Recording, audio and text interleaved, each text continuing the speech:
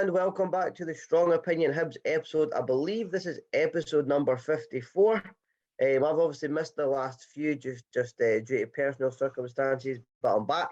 The podcast is a wee bit uglier tonight. However, how are you, Jack? Yeah, I'm fine. I had a good birthday on Tuesday. That's me 19 now. So I had an excellent birthday. So thank you everybody that took their time out to send me messages and everything like that. I had a great day, and also I'd just like to say, as people have probably seen, I'd like to express my solidarity with Ukraine. Tragic what's happening on the ground right now. Lovely country. I've known so many people from Ukraine, and obviously I became quite friendly. Some of the Ukraine fans in Scotland played Ukraine at Hampden in the Women's World Cup qualifiers as well. So I think it's absolutely tragic, and I'm sending all my best. So Slavia Ukraina, Heroam Slavia. Glory to Ukraine, glory to the heroes. Yeah, that's I know that's a matter quite close to your heart. As you said, you have got quite a lot of friends now over there that you've met through, your social media channels, where your love for European football and obscure football as well. So no, we're sending your friends our thoughts and prayers, and hoping that they're all right, and hopefully this nonsense can get solved very, very shortly. And you'll notice, Jack, as he said, he's sporting the Ukraine training top there, a fellow Joma brother. So there's a wee connection to Hibs. And I've got on my background here, for those who are listening on Spotify, if you can't see, if you're not watching on YouTube, I've got a picture in the background here of Hibs versus Ukraine, Dnipro from Ukraine, back when we played them in the Europa League back a couple of years, I think 2005, 2006 perhaps. But aye, Jack, we'll get stuck into it. I wanted to mention one more thing quickly just before we get jumping into the podcast. I will say, I have never seen so many people wish somebody a happy birthday before, mate. You had, I would say, hundreds of happy birthday messages. So that was really good, and I was glad to see that, mate. Just shows that you do have a positive impact on a lot of folk, and a lot of folk do cherish you. So I was glad to see that. It's like a proud dad, so I was. Coming from all corners of the globe, I had obviously happy birthday messages from Ukraine, from Germany, from Belarus. So. America, Canada, so yeah, it was amazing, and those were the ones you just seen. Obviously, I got quite a few through Instagram, private messages and everything as well. So yeah, it was a really good day. It made it all the more special to get all those messages with folks. So but and Hibs made it even better by winning on Saturday as well. So if you haven't already noticed, we're without the beard tonight, so I think for me, spending Saturday with him was more than enough. That 1 hour I spent with him in the stands on Saturday. They had a spare ticket. Jack and Charlie had a spare ticket, so I went round and sat in East stand with them instead of my usual West stand. And by about 20 minutes into the game, I was thinking about going back to the West stand. Nah, just a joke. It was a good day. It was a good laugh. But apologies to the people that sat around you two, by the way. Yeah, trust me, they already know. It's fine. I think David Edinburgh FM will back me up on that, Ian. But no, let's get stuck into it, mate. So 2 wins on the bounce for the Hibs, convincing 2-0 win over Ross County, and obviously we beat a very good Arbroath side 3-1 the week before. So the sort of winning feeling is back. The buzz is back. Looks like we're starting to go in a direction. It feels like the same it did when Maloney came in. We've got that wee bit of a lift again. However, we do have the league leaders Celtic coming to Easter Road on Sunday. And what is going to be a really huge test for us and Sean Maloney. How confident are you feeling about that fixture, Jack? I'm sort of mixed. It's a sort of head and a heart thing. My head's going Celtic are probably going to win, and quite comfortably, because obviously they're on a high right now, and they're playing some excellent football. Postecoglou's got them set up really well, and they've got some decent players in that squad. And yeah, but then my heart's saying, there's a chance that this shock defeat to Buda Glimt in the Conference League, because there's a big possibility they'll get dumped out tonight. Or if you're watching this after tonight, then probably Celtic are either out or they're in. But you know what I mean? I think that will do their confidence down. We're high on confidence. Obviously, we've got a decent record against Celtic at Easter Road as well. So yeah, it's really heart and head. So I'd say I'm slightly confident. I'm hoping that we really put in the performance of the season and get what would be a hugely points. But I tell you what, we'll probably touch on it later. I'd take a point against Celtic. I know we should be winning every game at home and we should be putting on a show at every game. But against that Celtic team, considering what they've done to us, this season so far, I'd take a point. Definitely, I'd take a point off of them. But yeah, I think it's going to be a big test for Sean Maloney and the boys. Sean Maloney's first game, sort of big game against one of the Old Firm at Easter Road. He's obviously had the derby at Easter Road, which was a huge one, but playing the Old Firm at Easter Road's also a big game as well. So it's a big test for him to have that in front of a home crowd as well. So fingers crossed for Maloney and the boys, but it is going to be a big ask to get something out of the game with how much Celtic are flying in the league right now. Yeah, I would say the same thing as well. And they're obviously going to have that extra bit of buzz about them because they are 3 points ahead of Rangers. So they'll want to keep that run going. They'll be looking to win, I'd imagine, probably every single game they can until the end of the season because the league's that tight between those two this year. So I think they'll look at us and they'll be expecting 3 points. And I think anything less, if you're a Celtic fan, anything less, I think they'd be extremely disappointed. So I'm expecting them to come out guns blazing. I don't know if they'll rest players tonight because they're playing Bodo Glimt, our feeder club. So I don't know if Celtic will rest players tonight, or if they will go for it. I mean, they're 2 goals behind. They could rest players, or they could go for it. So I think that will maybe have a wee bit of an effect on Sunday's game, especially it being an early kickoff as well, 12:30 or a 12 o'clock one. But one of the things that I was going to highlight to you, Jack, was our record against Celtic this season's been poor. So we've played them 3 times and we've lost 3 times and we've conceded quite heavily as well. There's a 3-1 defeat at Easter Road in the first match, a 2-1 defeat in the League Cup final, and then a 2-0 loss at Parkhead. So overall, with the record with Celtic's been poor. Our last win was in 2019. It was a 2-0 win at Easter Road with goals coming from Slivka and Kamberi. How do you think that statistics in the last couple of matches with Celtic, how do you think that's going to play into their favour?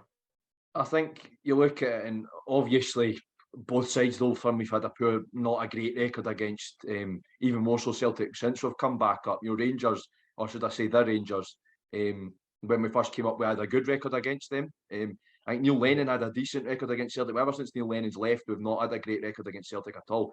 And I think it's hard to beat because I don't like saying things like this, but I think Celtic almost come up to players and expect to get at least a point out of it, if you see what I mean.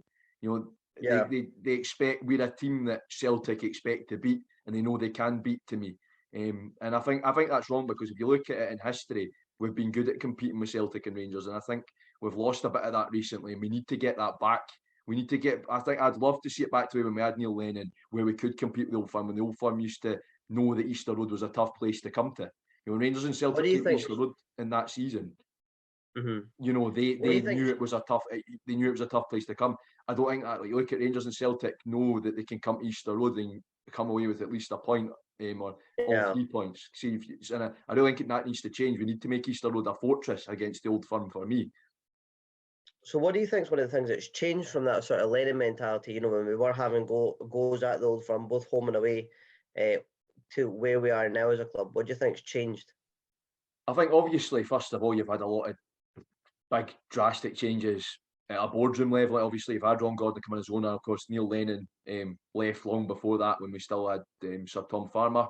So obviously there's been all those changes. There's a fact that we don't have the players we did that season. You've got to look at the midfield we had that season, for example. So there's that.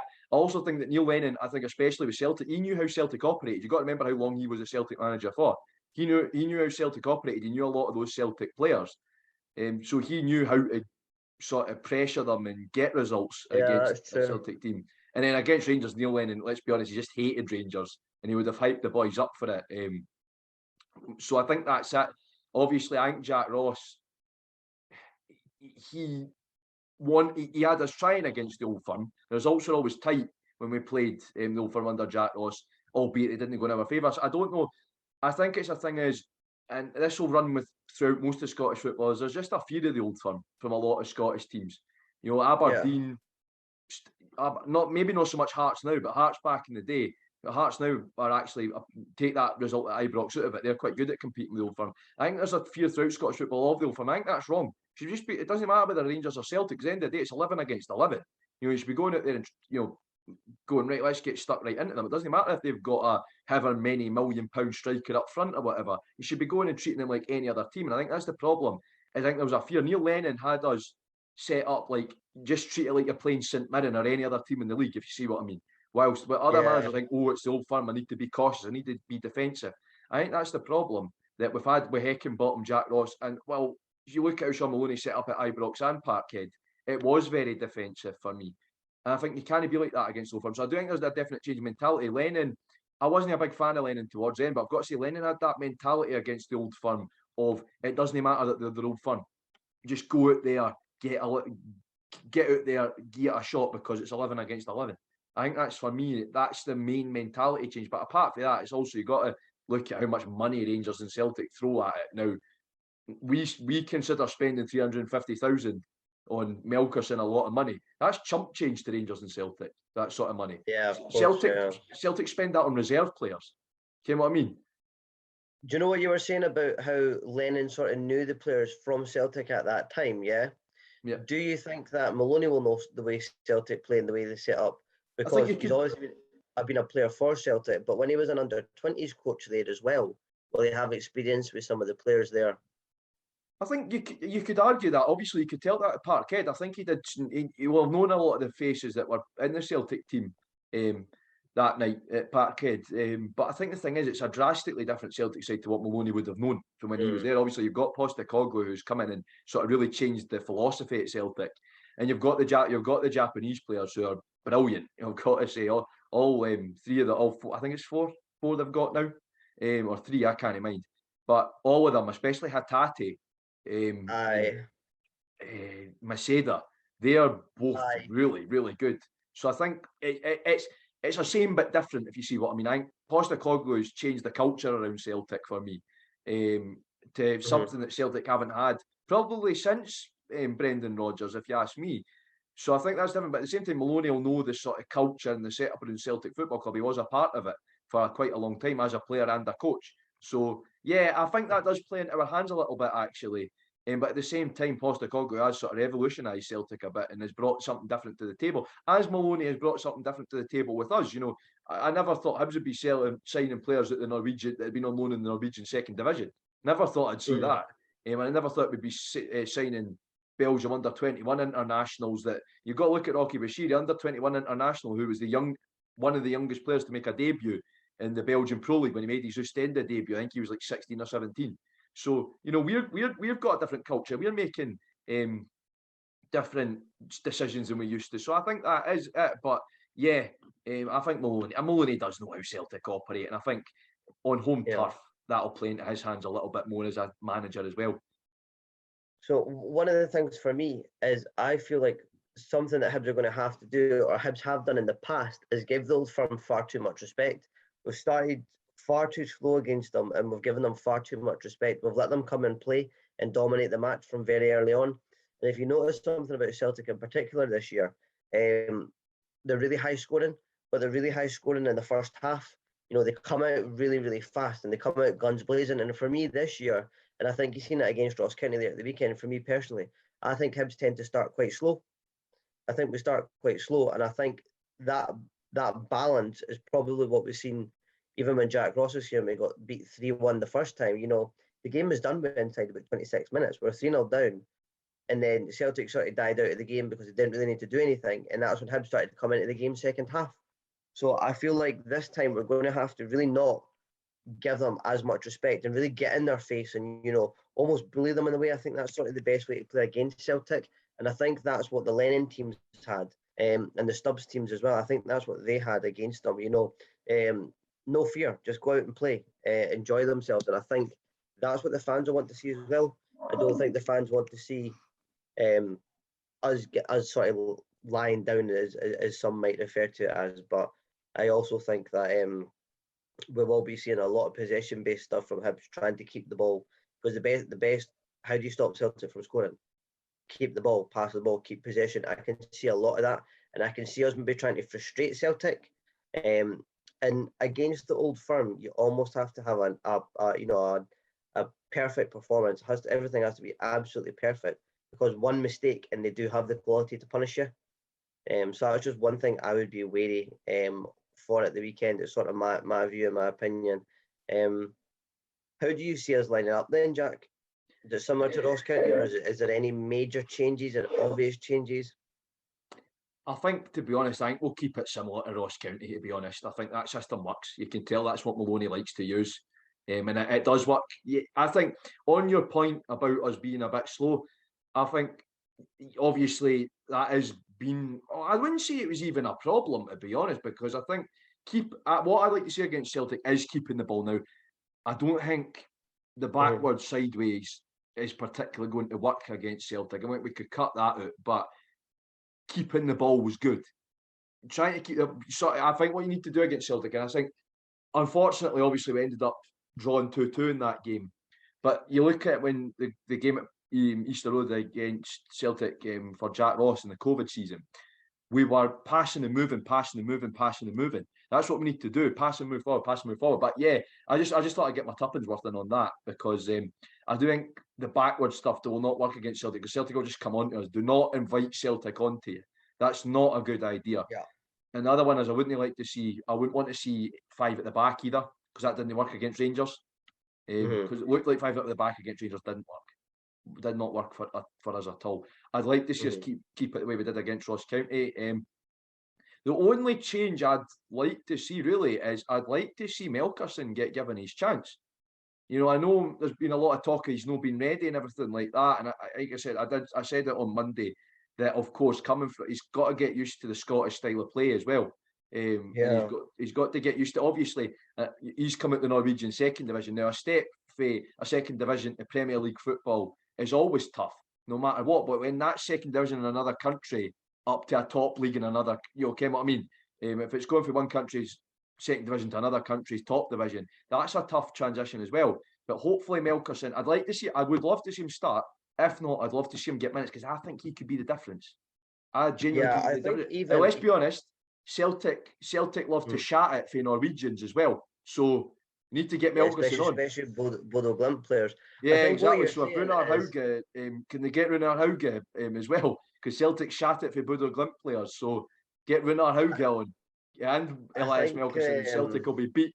Done. I think I've got to give a shout out to Reindeer Hot Dog. I think he'll agree with me there as well. He certainly will. Anything about Melkerson, he'll definitely be. And Hauge's. I saw Hauge at Easter Road. Melkerson's his boy. One thing I will say is I do agree with you. Like maybe the last 20 minutes, even if we are getting beat 2-0, 3-0, I would put Melkerson on, maybe just for a wee bit of flair, to see what he can do. Let's see this confidence that he maybe does have. However, I do know letting him make his debut 3-0 down or 2-0 down to Celtic at home. I'm obviously, speculating here. I think that's a very tough circumstance to come into, and it's probably not the fairest set of affairs to put him in on. However, right, Jack, let's quickly move on from this one. Score predictions for the Celtic match. Yeah, so just before I give my score prediction, I'd just like to say that hopefully Jasper starts again as well. I think the guy's an absolute baller. I love Jasper, and his sort of flair and his direct play. We'll need that against Celtic. We'll need that massively against Celtic. And I think that Carter Vickers is on his side, I think. So I think he'll turn them inside out, because Jasper is seriously... I just thought I'd say that, mate, just to throw that into the mix. But yeah, score prediction wise, this is tough because it's heart and head. You know what? I'm going to go with my heart. I'm going to say 1-0 Hibs. I'm going to say 1-0 Hibs and Jasper to get his first Hibs goal. That's what I'm going for. 1-0 Hibs, Jasper to get his first Hibs goal. Confident boy. I'm going to be a wee bit more down. I think it'll probably be 2-1 to Celtic. I could see Hibs scoring. Definitely. Because I feel like we'll be more open to shooting perhaps now that we've realised that it's an option. And I feel like Celtic will just have too much for us, unfortunately. And I think the competitiveness of the league will be really, really, they'll have that 3 points above Rangers in mind, and they can't really afford to slip up. So, right, Jack, this is really your expertise. Let's move on to the Hibernian women. They're facing Glasgow City. So Hibs women back in league action after the international break. So it's a tough test against Glasgow City. We haven't done too well against them in the past couple of years. What are your thoughts going into that, Jack? Are you feeling confident? Unfortunately, I think it's a game that where it's very likely that we're not going to get anything out of it because Glasgow City are a very, very good team. You've just got to look at the quality in their squad. They've got a Costa Rican international, they've got Chinchilla, they've got Lauren Davidson. They've basically got half the Scotland team. And they've also got an Ireland international and Claire Shine as well. So and the Republic of Ireland are a very good team right now. So I think they've got a lot of quality in that squad, a lot of international experience. Obviously, you've got Lee Alexander, who's Scotland's #1 goalkeeper as well. Yeah. So I think they are a very good side, Glasgow City. Also, we're playing them in Glasgow as well, so they're on home turf, which will make it even tougher for us. It'll make it more difficult. But yeah, it's going to be a big tough test, and I think we've been giving the Old Firm a good run for their money. But I think Glasgow City's that just extra tip. Glasgow City means more, obviously.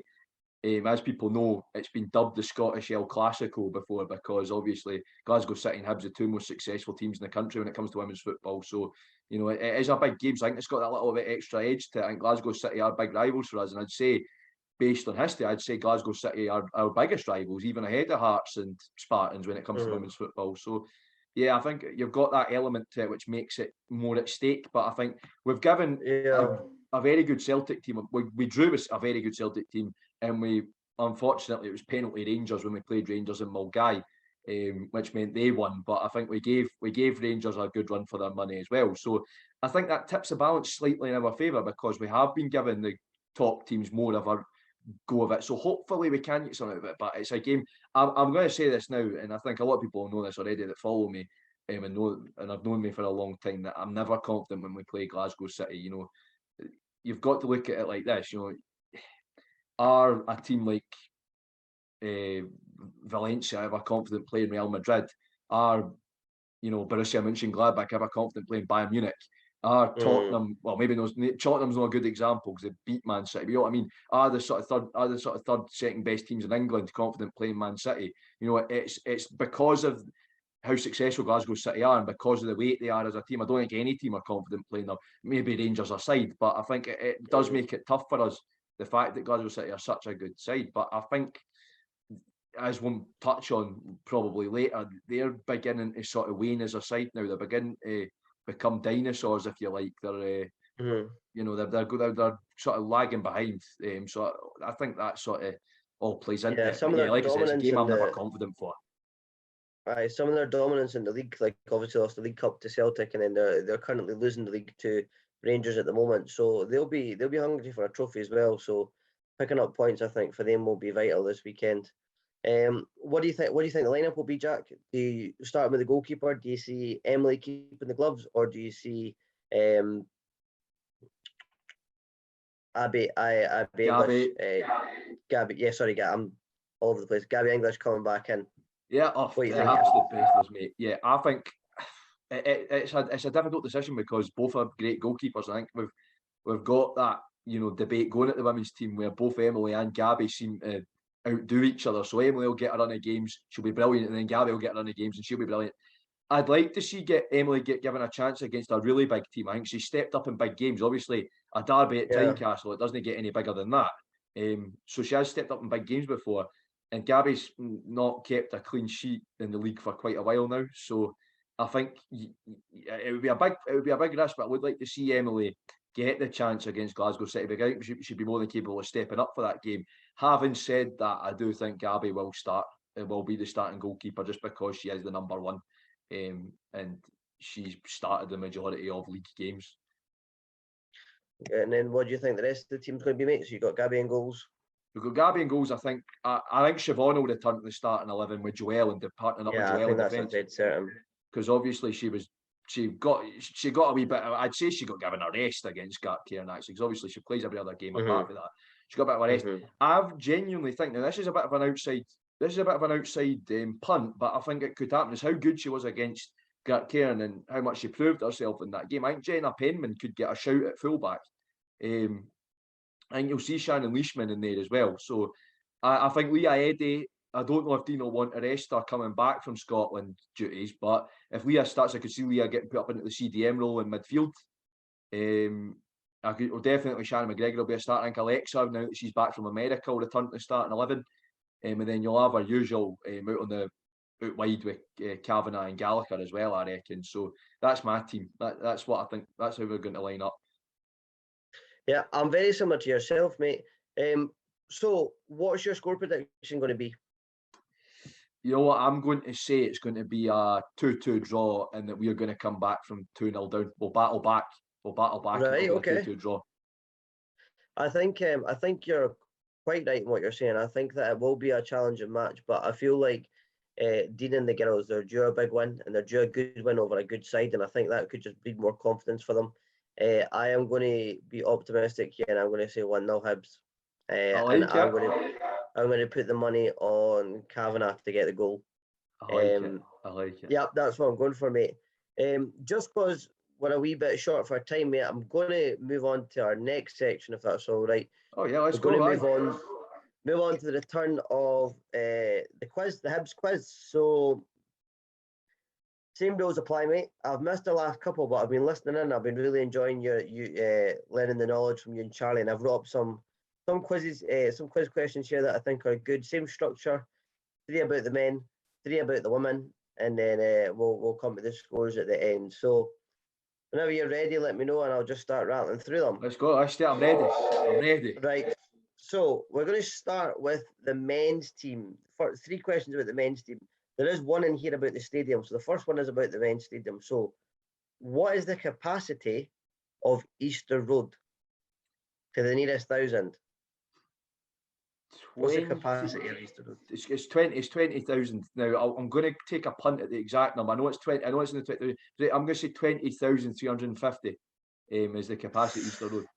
You're so close, mate. You're right by saying 20,000. It's 20,421. Oh, I knew it was that. Oh, at least I got the 20,000 bit. Still bigger than Tynecastle. Still bigger than Tynecastle. That's right. I'm going to give you the point for that. Now, here's an interesting one. So, Elias Melkerson and Runar Hodge, or Hauge, sorry, 2 Norwegians have recently joined Hibernian. The previous Norwegian at the club was Nicholas Gunnarsson, but what team did he join us from on loan? I've not a clue. I can't mind. I'll give you a hint. It is a Norwegian team. Right, it's a Norwegian. Right, now I'm trying. Now I know he played for Stabæk, one of the big Oslo clubs, but I don't think he joined on loan for it. I'm going to take a guess because they're one of the biggest teams in Norway, and I know them well. Did he join on loan from Rosenborg? He did not join on loan from Rosenborg. No, he did not. It was Vålerenga.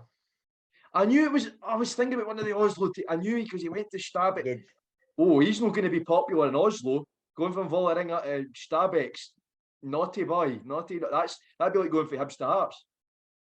Yeah, so he was at Odd, then Vålerenga, and then he was on loan to Elfsborg, and then to Hibs. So, he's done a wee bit playing around, but a hero nonetheless. Hero, Scottish Cup winner. The third one. What number was Martin Boyle when he first joined Hibs? Now you're asking. I can't even, because I'm going to be honest. Obviously, I was a bit younger then, and I paid attention to players that weren't Martin Boyle. Hey, okay. Because obviously he started off, he wasn't like he was a bit of a fringe player when he first came in. He was on the bench. Before he was number 10, what number was he? This is a good one for the listeners if you're listening at home as well. Sure, there'll be a few folks shouting. Something's telling me he used to wear the 9. Something's telling me he used to wear the 9. He used to, because he was 9 for Australia. Have a think about it, mate. You sure it's a 9? Think about folk that season who would have been there who was wearing the 9. Oh no, it's not 9. It's not 9. Obviously, no. I that was me thinking about Australia. He's currently 9 for that Elphasia, whatever. He's 9 for Australia as well. Obviously, he can't be 9 because I think he's 6 for Australia. Do you know that? I think he's number 6, which is even he has Martin Boyle 9 in his profile though. Maybe you've seen a picture of him upside down. That's because he plays for that Alpha Phasia. Right, you know what? I'm just going to take a random, because honestly I cannot remember, and folk are going to hate me. Mate. I'll give you a hint, seeing it was your birthday week. So the number is lower than the age you currently are. Right. 17. Yes! Well That done, was it's completely 17. out the blue. I was completely. That's it, well done, mate. Yeah, this is Aye, collusion. 17, But nah, boil see, up. I apologise to everybody, but honestly, when I was a kid at that time, I had no interest in Martin Boyle at all. It was all about Stokesay, Cummins, Yeah. Malonga. You didn't really think about Boyle back then. You only think about Boyle as a 10A. Yeah, definitely. That was when he was obviously his most effective. But no, number 17. You've had the 17 jersey through the famous cup victory. Right, mate. So 2 out of 3, not bad at all. Well done to you. For the men's section, we're now going to move on to the women's section. So the first women's question, if you're ready. How many first team Scotland caps has Joelle Murray had? Now, it's a multiple choice. So A, 34 caps, B, 48 caps, or C, 18 caps? I'm going to go for 34. 34. Final answer? Yeah, I'm going to go for it 34 because I know she'll have got more than 18. She'll got more than 18, but she'll only have had as many as that as B. So I'm going to go for 34. I'd tell you, be pleasantly surprised, mate. The answer is 48. Wow, 48 there you caps go. for Scotland. So Honestly, I think I'm really surprised. Not veteran. obviously, I'm not doing Joelle. I mean, but I thought obviously there was a lot of players in her position like Leanne Crichton and obviously got Jen Beattie sort of later on as well. So I wouldn't have thought she'd got that many. But fair play to Joelle. I knew it was going to be high. Yes, there you go. Our captain, most successful, most decorated Hibs captain in the history of the club as well. I'll have you know. Exactly. So on to the next one, mate. This will be a wee bit of a more of an obscure one. I've tried to put a sort of easy, medium, hard question in here. So this is probably the hardest one of the three you're going to have to tackle here. What is the furthest Hibs women have gotten in the Champions League? Round the 32. Round the 32. Round the, That's so the one. Round the 32 is the furthest I've got. Well done. Yeah, because I mean, both we've got at around the 32 on 2 occasions. We got beat by Bayern in 2016, then we got beat by Slavia Prague in 2019. That's right, aye, you're right there, mate. Right, last one. You'll get this one in a heartbeat. This is just for the listeners out there.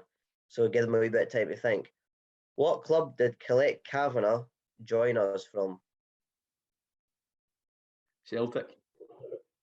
That's Celtic, it, mate. You got it in one. So that was probably a wee bit of an easier quiz for you. I'm sure by Charlie would have been struggling, even though he's been doing really well at the quizzes. I think I'm the furthest behind. I'm hopeless with my knowledge there. But just before we wrap this one up, mate, is there anything else you'd like to add? Yeah, so obviously Leah's coming on next week. She's coming on next Wednesday. So we'll put a tweet out at some point. If you want to ask Leah any questions, want to find in and out from Leah, you can get your questions in. We're really looking forward to that. Obviously, she's just come back from Scotland duties at the Pinatar Cup. So we're really interested to hear from Leah about her time at Hibs and also how she's getting those chances for Scotland and being included in Scotland's squad as well. We've also got plenty more in the pipeline, so keep your eyes peeled. And again, I'd like to reiterate that all of us here at the podcast are sending all our solidarity and love to Ukraine right now as well. And yeah, that's it. But Leah's coming on next week, folks. So do keep your eyes peeled for that. Another interview with another women's player. So we're fair working through the women's team now. We've had a few on, so it's excellent to hear from them. I've just got to thank the women's team for being really supportive and helping us with getting these interviews arranged. It's absolutely fantastic. No, I completely agree, mate. I second everything you've said. The club's been absolutely fantastic. But it's really nice to see members of the women's team being so willing to come on and sort of, it's good to give them a little bit of limelight because, it's they're fantastic professionals and they deserve every credit they get because they've been really successful for Hibs. So until next time, mate, we'll close on that one. Keep your eyes peeled. Give us a wee follow on Twitter if you can. We're doing really well with the subscriptions to YouTube. We're up at 127. Fantastic. We're trying to break 1,000 followers on Twitter. We're a couple, I think maybe like 50 or 60 off it. But if you can, tell a friend, help us get there. And until next time, Hibs.